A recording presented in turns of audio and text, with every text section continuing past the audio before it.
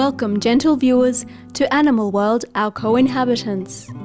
As you ponder the meaning of life, has it ever occurred to you that all beings, including your animal companion, may have come to this world for a purpose?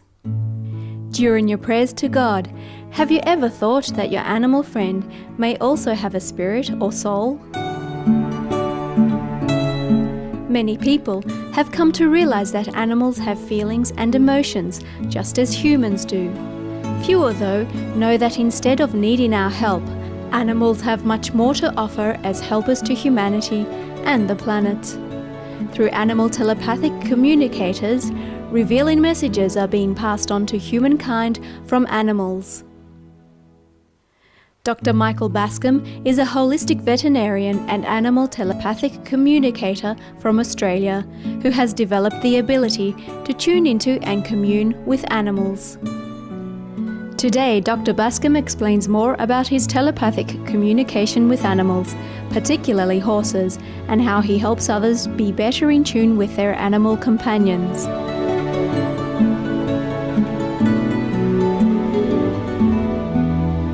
I do animal communication at 3 levels, 1, 2 and 3, and level 1's about creating a safe place to be. And I use the letter H, H for horse, H for human, H for happy, harmony, all those sort of H words. And what I'm encouraging people to do in level 1 is create a safe place to be, open up the heart, connect with the heart to the horse, and meet in the middle of the H on equal terms. And I'm just a bit concerned that a lot of the natural horsemanship stuff that's going on the planet is still about dominating the horse, not meeting them on equal terms. And I don't feel comfortable about that. It's about having the horse do things for people. I'd rather meet them in the middle and find out what they've got to share with us. So that's level 1. Level 2 is working with energy, chakras and auras, and making adjustments to them with the horse. So I teach the people how to sense them in themselves, and they get a sense of how their energy affects the horse. So they get to monitor that and make adjustments, and then they get to see how the horse feels about itself energetically, and we get to make adjustments to that. So we can, horses that aren't using the back end usually aren't fully in their body. Their aura has moved forward. That's an example of how we can make adjustments, and we can get the horse balanced that way. And level 3 is the telepathic high level, if you want to use that term, of communication, where you're communicating directly with spirit, because I'm healing from level of spirit down these days.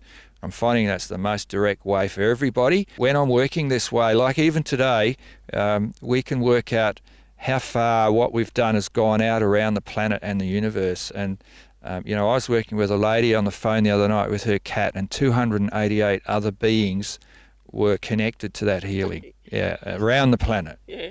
So we're not in isolation. So, and the horses know this, and the cats and the dogs, they all know that. An amazing phenomenon Dr. Bascom encounters is that horses ask their caregivers to participate in spiritual practice. Kenny got very sick about 8 months ago, and of course all the people here were very upset and a lot of tears because he's such a loving horse. And I came, and what he wanted me to do was to coach the people on how to truly connect with him. We don't spend the time to go deep enough with nature, and he wanted me to guide Sarah and her daughter on a meditation with him. And we went into a very wondrous place, like a universal place that you see in science fiction, colours and lights and crystals, and it was just amazing. And that was nearly 8 months ago, and he's been very well ever since. So it's helped him because he could express and teach us and show us that helped him feel well. So a lot of animals don't feel well because they're not being received and heard, and they have lessons for us. Not all horses, they're all different. They all have a different job to do, and they all have a different knowing and a different teaching. In my experience, once they find someone that can receive that, it's a big relief to them. It makes life easier. Well, and what's the name of this gentleman? This is Bakazi. He's in his late teens. We think he's a thoroughbred quarter horse cross gelding. Sarah and I do a lot of work with Bakazi when Sarah's feeling challenged. Yes. and she's looking for answers and solutions to how she feels about herself and her life and her situations, she trusts Makazi. She'll go to him and we'll get in a meditative space together, and he will give her the information she needs to move forward.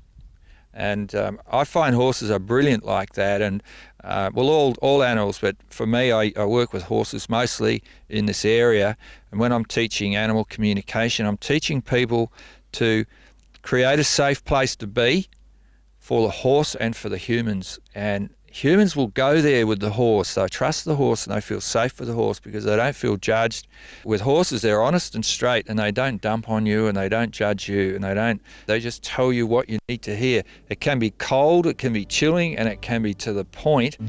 It's honest. And it's what you need to hear to help you to move on on your spiritual journey.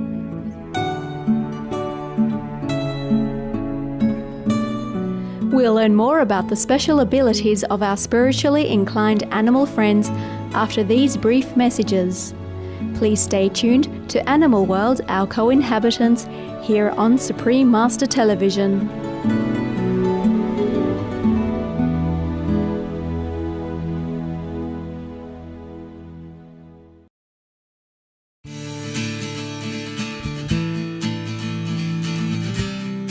Welcome back to Animal World, Our Co-Inhabitants, here on Supreme Master Television. Holistic veterinarian and animal telepathic communicator Dr. Michael Bascom uses a wide range of modalities to communicate with animals. Last year, he was in the United States and had the chance to broaden his understanding of animals' spiritual qualities through Native American culture. I've been attracted to South Dakota and especially the American Indians, and last year I went there twice and I've met two beautiful American Indian men who are shamans and healers, and we did a wapala, which means a thank you ceremony to the horses, because I'm really clear that all animals, but for me, the horses have been asking for us to acknowledge them and show some gratitude. And during the ceremony, the horses took the cancer away from this lady. There were 20 people in the room, and quite a number of people expressed afterwards that they saw the horses taking the cancer away. So they're amazing. Yeah, well, in spirit, we're capable of anything. We look at a horse or a human or another animal or a plant, and we see the plant, but we don't actually see what they are in spirit.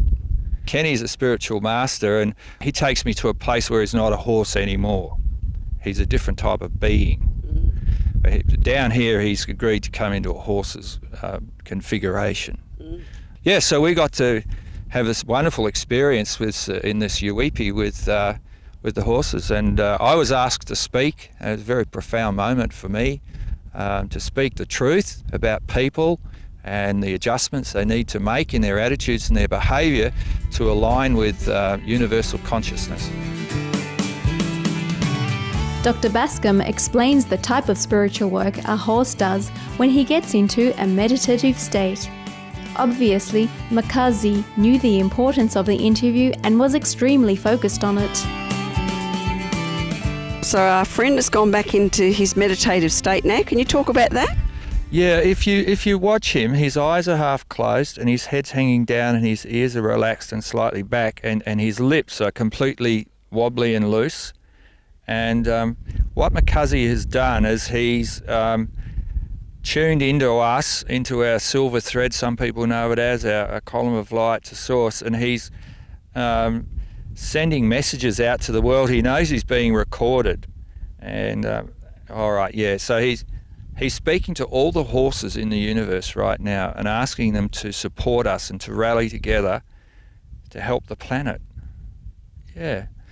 So I'll just wait now, and when he's done, when that message is communicated and disseminated in spirit, and it's complete, he will wake up again and he'll come back to this place where we are here. But right now he's off there.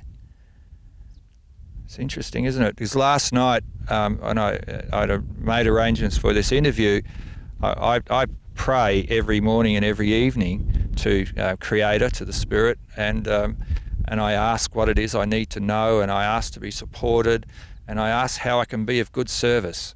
And I was told today that this would happen and that I'd work with Kenny and I'd work with Macuzzi. And he's nearly back. So he just wants me to say those things. And it's an opportunity each time I pray to connect with creative forces and how the planet is here to support us. And we are on a unique planet. And what's, the setup here, I don't know how to explain it in words. I can't find the words, but what we're here to experience is unique, and it's a wonderful place to be at the moment. And learning to live consciously is just such a joy. I get very humbled when I'm praying, and I feel very teary, and I feel very grateful. And so is he still in this meditative state now, Mike? And he's focused on you a bit. He likes your humbleness. So I just had a kinesiological response, and I had a thought that he's wanting to support you with your messages. So he's helping you as an energetic body to function more efficiently and more effectively as a human. Well, thank you very much. So now he's focusing on me. So when these healing events happen, it's like an energetic space is created where I can feel streams of energy coming in. Yeah, I can just feel it on my hands. And what he will do is when that's complete, he'll close it all off. So it's all, we're whole and complete again, and we're back here on this planet. Because another very important factor that horses are teaching me is we have to fully engage in being in the physical body on the planet in a good way. And we can't ignore the body. We have to look after it with love and gratitude. There he goes again. He liked that. I'm just feeling him now, and he's pretty ecstatic about all this. I just feel a really markedly increased level of peace, love, harmony and joy, and right now there's this love pouring out of this horse. He's just beautiful. And I know I'm on track then. I know I'm working with spirit. Animals are doing their best to help humans realise the necessity for kind stewardship of our shared planetary home. They're part of universal construction, and they're here to balance everything. And humans have sort of developed a habit of unbalancing things. So the animals are working really hard to in an attempt to bring balance back. Like even cows and all of them, chickens, everything. They're here to help us and support us. Yeah. And as we grow and develop and become more connected with spirit, they have less to do. So it's nice for us to take responsibility with that and help them. Most people get caught up in their day-to-day worries of money and work and the material problems, and they forget this and that they're spiritual beings, and the animals are able to show us that's what. Thank you, Kenny. See, they're able to show us who we really are.